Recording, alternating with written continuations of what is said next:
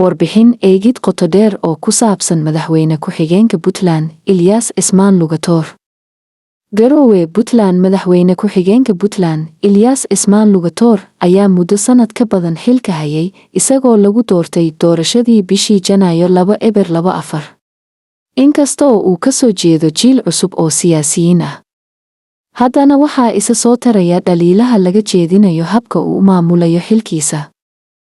Hogaamin la'aanta iyo dabka siyaasadeed. Mid ka mid ah dhaliilaha ugu waaweyn ee loo jeediyo madaxweyne ku-xigeenka waa in uu si muuqata uga gaabiyey door muhiim oo uu ka ciyaaro xal u helidda khilaafaadka siyaasadeed ee ka dhex aloosan madaxda sare ee Puntland, gaar ahaan kala aragti duwanaanta isaga iyo madaxweyne Deni.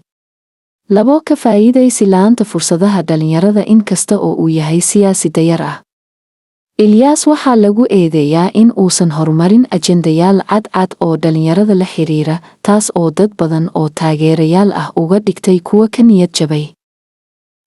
Muuqaal la'aanta warbaahinta iyo dadweynaha. Ilyas sidoo kale waxaa lagu dhaliilaa in uusan si joogto ah ula xiriiro warbaahinta ama shacabka, taasoo keentay dareen ah in xilka madaxweyne ku-xigeenimo uu noqday mid aan firfircooni lagu arag marka loo eego doorkii laga sugayay.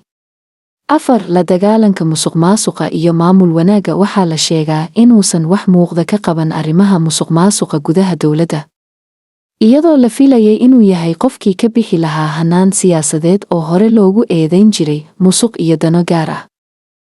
Gunaanad. Madaxweyne ku-xigeenka Puntland, Ilyas Cismaan Lugator, weli wuxuu haystaa fursad uu ku sixi karo khaladaadkaas lagu eedeeyey. Hase yeeshee, shacabka iyo baarlamaanka Puntland ayaa dalbanaya in uu muujiyo karti hoggaan, isu soo dhoweyn siyaasadeed iyo la tashi joogto ah oo uu la yeesho bulshada.